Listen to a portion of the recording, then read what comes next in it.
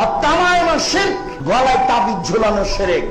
রাসূল সাল্লাল্লাহু আলাইহি সাল্লাম বলেন, মান তালাকা তামিমা ফাকাদ আশরাকা, কেউ যদি তাবিজ ঝুলায় তাহলে শিরক করলো, কেউ যদি তাবিজ ঝুলায় তাহলে শিরক করলো, কেউ যদি মাদুলি গলায়, কোমরে, বাহুতে ব্যবহার করে তাহলে মুশরিক। আল্লাহ রাসূল কঠোর ভাবে বলেছেন। যদি হাতে, কোমরে, গলায় থাকে এখনই খুলতে হবে, 1 মিনিট সুযোগ নেই। হুজুর যদি 22 হাতের পাগড়ি মাথায় বেঁধে আল খাল্লা হাঁটু পর্যন্ত, টাকনু পর্যন্ত জুব্বা পরে সূরা ইয়াসিন দিয়ে তাবিজ লিখে দেয়, তবুও তা হারাম, তবুও তা শিরকি কাজ। হুজুরদের তো জাহান্নাম হবে হবেই, আপনারও ফলাফল ভয়াবহ। আপনি সাবধান থাকুন।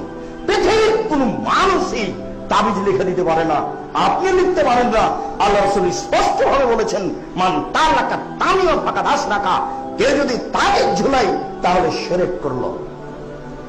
মাদুলি একেবারে হারাম, টোটাল এই হারাম, এতে শিরক।